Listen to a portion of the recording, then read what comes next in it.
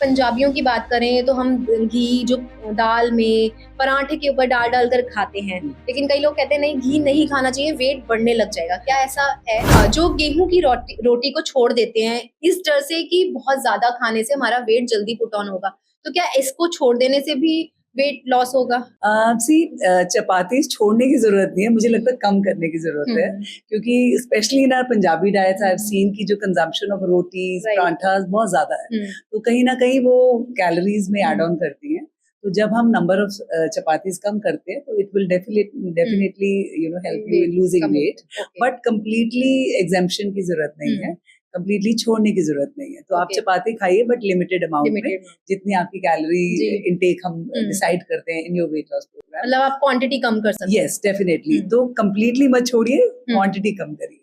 और मैम देसी घी बोला जाता है कि वेट को बढ़ा देता है, लेकिन हमारे पंजाबियों की बात करें तो हम घी जो दाल में पराठे के ऊपर डाल कर खाते हैं। लेकिन कई लोग कहते हैं नहीं घी नहीं खाना चाहिए, वेट बढ़ने लग जाएगा। क्या ऐसा है? ये मैं सबको बताना चाहूंगी बिकॉज ये again it's a myth that desi ghee या फैट आपके वेट बढ़ा देते हैं। Healthy fats are rather required, है ना। हेल्दी फैट्स खाने से आपका वेट लॉस प्रोसेस बढ़ जाता है, फास्ट हो जाता है। तो उसके लिए आपको बट ये ध्यान रखना है कि मॉडरेशन में, ये नहीं कि भर भर के अब साग आने वाला है कि आप भर भर के उसके ऊपर देसी घी के तड़के लगाकर आप खाएं। लिमिटेड अमाउंट्स में देसी घी लिया हुआ बहुत बेनिफिट करता है in your weight loss programme, और वो उसका कारण ये है because desi ghee is having linoleic acid and medium chain fatty acids, और वो आपकी जो फैट एक्यूमुलेशन है उसको रोकता है, और सेकेंडली आपके मेटाबॉलिज्म को बूस्ट करता है। तो दोनों ही हमारे वेट लॉस प्रोसेस को बेनिफिट करते हैं। तो लिमिटेड अमाउंट्स में healthy fats are important in weight loss programmes. Ma'am जब कोई इंसान वेट लॉस जर्नी में होता है तो जब वो अपनी डाइट को भी बहुत अच्छे तरीके से फॉलो कर रहा होता है तो ये कहा जाता है कि आप मैक्सिमम अमाउंट में पानी पीजिए, क्योंकि ये वेट लॉस जर्नी में बहुत हेल्पफुल रहेगा। तो क्या ये मिथ है या फैक्ट है? See, I won't say it's a myth, but water directly नहीं रोल प्ले करता है, indirectly it plays a role in weight loss, because जब हम रेगुलर इंटरवल्स पे पानी पीते रहते हैं तो हमारा स्टमक फिल रहता है, और जब स्टमक फुल होता है तो वी डोंट मंच विद अदर थिंग्स।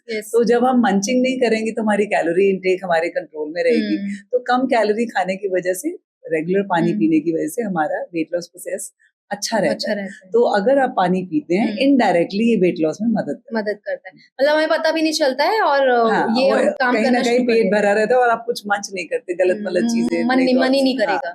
ठीक है, कहीं ना कहीं कहते हैं कि ग्रीन टी भी वेट लॉस में बहुत हेल्पफुल होता है, तो कैसे समझ सकते हैं कि ग्रीन टी हेल्पफुल है? अच्छा, ये ग्रीन टी कोई मैजिकल वॉन्ड का रोल प्ले नहीं करता। अगर हम सोचे कि खूब अच्छे से खा पी लें और हमारे पास तो ग्रीन टी है ना, कि हमारा मदद कर देगी वेट लॉस में, but green tea definitely helps you, but it has to be combined with your healthy lifestyle.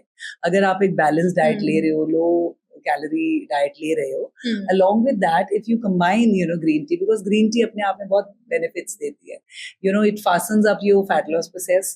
इसके अंदर हमारे कैटेकिन्स होते हैं और हमारी कैफीन होती है, जो आपके परफॉर्मेंस को भी, स्पेशली फिजिकल एक्टिविटी को भी, परफॉर्मेंस को इम्प्रूव करती है। एंटीऑक्सीडेंट्स होते हैं, बॉडी को डिटॉक्सिफाई करते हैं, but only green tea is not going to help you in weight loss. You have to combine it with healthy lifestyle. Morning में ग्रीन टी इज बेनिफिशियल? हाँ, you can have empty stomach also green tea, but post meal I always advise my clients to have post meal green tea as their keeping a check on their fat storage. Right.